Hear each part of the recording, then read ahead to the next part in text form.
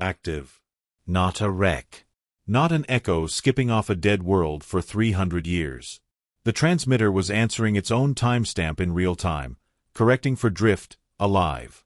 Sella flagged it for priority the way you flag a thing you are afraid to be right about, because every child in the quadrant had been raised on the same bedtime warning. The Terran Union was gone. Humanity was gone, burned out in the last spasm of the human wars, their homeworld's coordinates struck from every chart by treaty, by fear, by the unspoken agreement of a galaxy that had watched one species decide it would rather unmake creation than lose it. You did not go looking for the humans. The humans were the reason the dark had a name. And one of their installations was still awake out there, telling the void to keep its distance. Within 9 hours the Concordance had convened. Within 15 it had reached a decision. Not to strike, not yet, but to look. A single envoy vessel, the Meridian Grace, was dispatched under Envoy Captain Thala Rain of the Asani, a species chosen for first contacts precisely because nothing rattled them. Something rattled Rain. She did not believe the readings until Bastion Cerberus resolved on her forward array.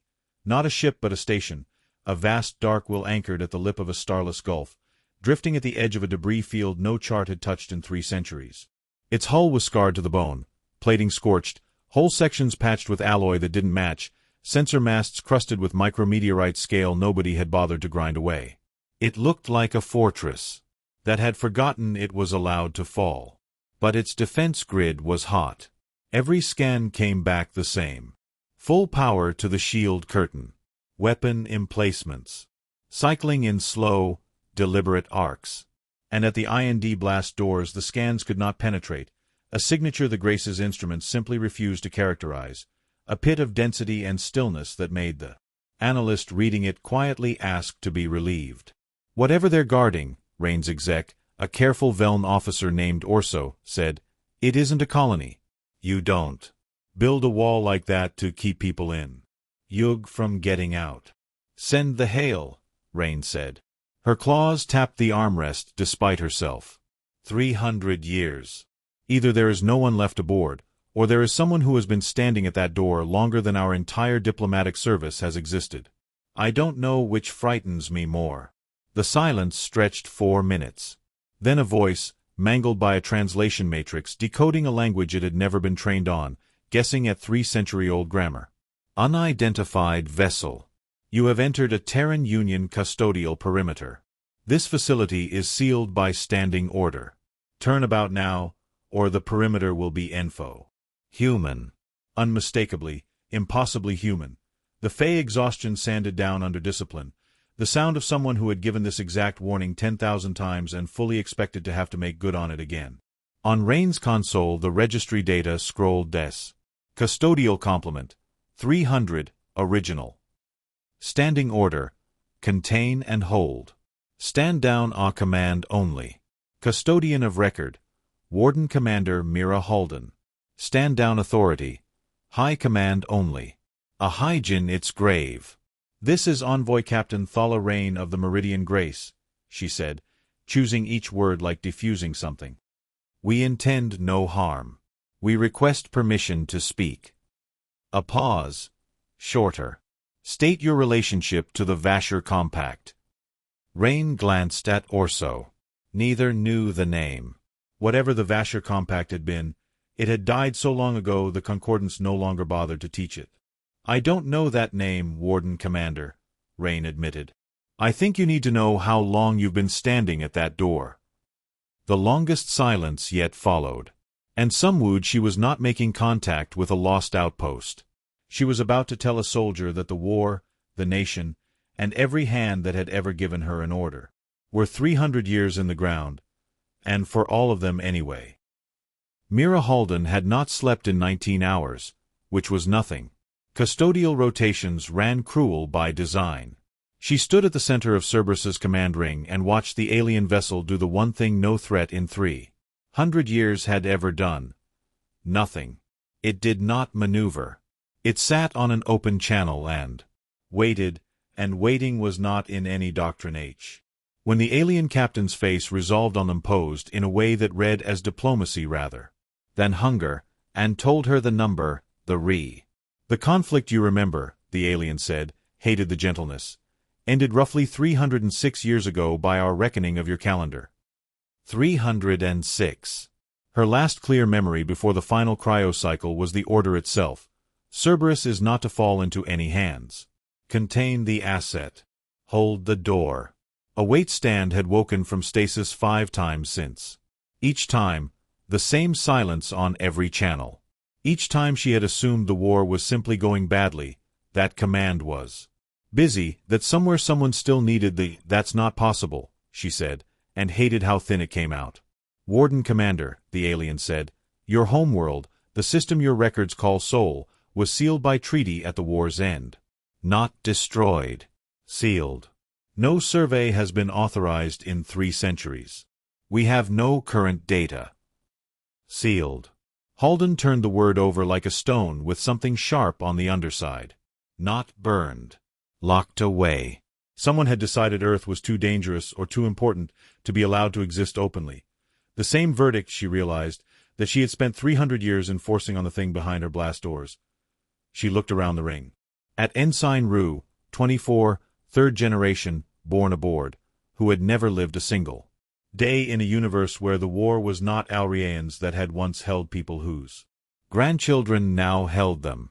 At every soul on entire lifetime, some of them their entire lifetimes, guarding a door for a country that had forgotten the door was there. Is your facility's containment hostile to Annalene asked carefully. Halden looked at the sealed core on her display, at the thing her people had captured and had chosen not to use, and had died in shifts to keep from ever being used again. The door is hostile to anyone who tries to open it, she said. That's the whole job. She let a breath go. But the perimeter stands down. We were never at war with what's inside. They gave her 3 days before the questions spent them in the archive, rebuilding the shape of what her crew had actually survived. Cerberus ran on a compromise between necessity and cruelty, devised in the war's final hours. No relief was coming. No stand-down would ever be given, because the hand that could give it was gone. So Custodial Command had authorized. Indefinite staggered cryo, the crew cycling asses in overlapping shifts, so the station was never fully manned and never fully asleep. 40 waking custodians drawn from an original 300, keeping the lights on, the grid charged, the door shut, generation after generation. The asset had a code name, CINDER. A self-replace, a weapon humanity had built in its final desperation, a thing that ate matter and Mediate ate, that could not be aimed and could not be recalled and could not be allowed to touch the last year of the war. With the enemy at the gate and the order to deploy it drafted and waiting, the Terran Union had done the one thing 3 centuries of galactic fear insisted humans were incapable. It had chosen not to. It had sealed CINDER in the deepest vault of Bastion Cerberus, set a watch over it, and told that watch to hold the door until the war was won or lost or the universe ended, whichever came first. Then the universe had gone quiet, and the watch had simply kept holding. Halden pulled the personnel files and read the screen. Rue's grandfather, dead in Astasis-Pod failure discovered only at a routine seal check. Custodians who had married in the station's cramped chapel during overlapping wakings and raised children in the 18 months allotted before returning to the ice, entrusting them to whichever crew the Skadulwo 111 names that had gone in Tostasis and never come out. Not a crew. A lineage. A closed liturgy of duty that had hardened into something almost holy. The long vigil, the logs called it, capitalized like scripture. We keep the door. We keep the door until relieved. We are the last hand of the Terran Union, and the last hand does not let go. You're angry, said Envoy Rain, who had come on the second day. Courage or faith in her ship's guns, Halden couldn't tell. I'm doing arithmetic, Halden said. 40 OD-11 who never woke again. Every one of them died guarding a door for a nation that had already stopped existing before their pod sealed. She looked up. Understand something, Captain. We didn't do N. We did it because the vigil is the only ground any of us has ever stood on. Take it, Amy crew. You've dropped them into vacuum. Rain was quiet a long moment. Then perhaps, she said, the answer isn't to take the ground away. Perhaps it's to give it something worth standing on. The Concordance Assembly had not held a full emergency session in 40 years. The last had been a trade dispute. This was the return of a species most delegates had genuinely believed extinct, and the discovery that it had spent 3 centuries sitting on a weapon that could unmake a galaxy. Delegate Corin Vachel of the Frontier Bloc Re. "The record is not ambiguous," he said. "The aided 400 million sapients before the species turned that ferocity inward. We did ND it, by unanimous treaty, because every serious analysis reached the same verdict. Humanity was not merely dangerous. It was inventive dangerous. A species that treated total war as an engineering probe. The last of them have been squatting on a doomsday engine of their own design for 300 years. He let the chamber's fear crest. The question is not whether we thank them. The question is whether we can allow that vault to remain in their hands." Rain, seated in the observer's gallery, felt 3 centuries of institutional dread press down like gravity. "Or," said Delegate Hasver of the Science Coalition, softly, and Rain felt the room tilt, "it is an unsecured superweapon, guarded by 40 exhausted soldiers loyal to a dead flag, which this assembly would be negligent not to take into proper custody and study." There it was. Not open hostility. The Concordance would not authorize a strike on a station that had done nothing but ask the time. Something colder. Quarantine. Restricted status. And a demand, full Concordance access to the CINDER vault, for the security of all member worlds. "You're going to pry open the one door in the galaxy that has stayed shut for 300 years, Rain said quietly, to no one and everyone, "because you cannot stand not knowing what's behind it."